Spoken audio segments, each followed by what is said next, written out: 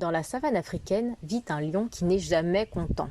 Il se plaint sans cesse et les animaux l'entendent râler durant toute la journée sans jamais s'arrêter. Le lion n'est pas méchant, mais c'est un éternel insatisfait. Le soleil est trop chaud, l'herbe est trop haute, les singes sont trop bruyants, l'eau de la mare a mauvais goût. Et comme cela, pendant des heures et des heures. Il lui arrive même de se réveiller la nuit pour se plaindre d'un rêve qu'il vient de faire, ou de n'importe quelle autre chose pour laquelle il trouve immédiatement un prétexte pour râler. Un beau jour, alors que la chaleur est difficilement supportable, le lion est allongé sur un rocher non loin de la mare, observant les animaux en train de boire et se plaignant, comme à son habitude. C'est alors qu'arrive un éléphant. Il s'approche lentement de la mare et saute dans l'eau, éclaboussant tout le monde autour de lui. « Tss, quel impoli! Il éclabousse tout le monde !» L'éléphant est bientôt rejoint dans la mare par un hippopotame, puis un phacochère, puis un petit singe.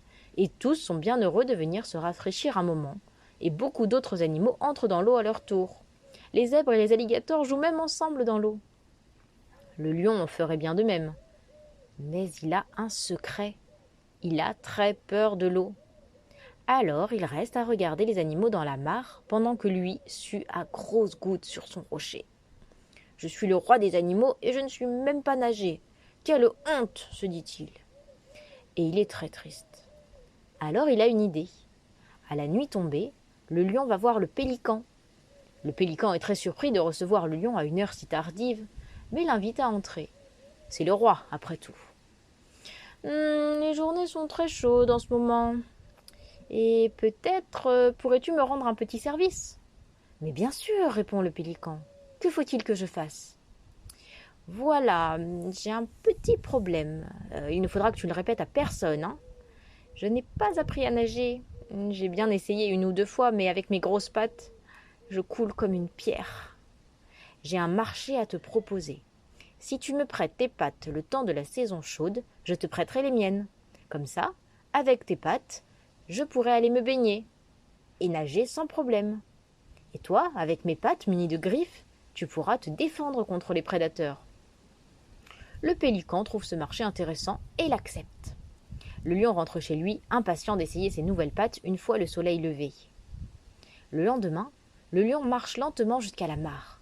Ce n'est vraiment pas facile pour un lion de marcher avec des pattes de pélican. Il arrive tout essoufflé à la mare.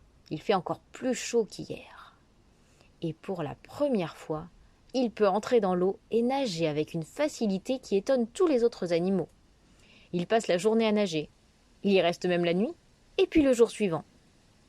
Mais il commence à avoir faim. Il faut qu'il parte chasser. Hélas, des pattes de pélican, ce n'est pas très pratique pour chasser le zèbre ou la gazelle. Il trébuche sans cesse, se prend les pattes dans les branches mortes, et ses pieds palmés font flotch flotch sur le sol sec et dur de la savane. Ce n'est vraiment pas évident. Et chaque soir, il revient de la chasse épuisé et le ventre vide. Au bout de 5 jours, il retourne chez le pélican. Comme le premier soir, le pélican le fait entrer. Il a toujours les pattes du lion, mais ses plumes sont terriblement sales, gluantes et toutes collées, et il a des griffures plein la tête. « Mais que s'est-il passé ?» s'exclame le lion. « Oh, je ne sais pas me servir de tes pattes. Je ne peux même plus entrer dans l'eau pour me laver, car je n'arrive pas du tout à nager avec. Et en plus, à chaque fois que je veux me gratter, j'oublie que j'ai des griffes acérées au bout des doigts et je me blesse. » Le lion raconte à son tour ses mésaventures. Il n'a pas mangé depuis plusieurs jours déjà, et il a vraiment très faim. Alors, ils décident chacun de reprendre leurs pattes d'origine. Et le pélican peut à nouveau aller dans l'eau, et le lion recommence à chasser comme avant. Une chose a changé cependant. On n'a plus jamais entendu le lion se plaindre. Il a compris qu'on ne peut pas être bon en tout. Lui ne sait pas nager, mais il est l'animal le plus silencieux et le plus respecté de la savane. Et il ne changerait cela pour rien au monde.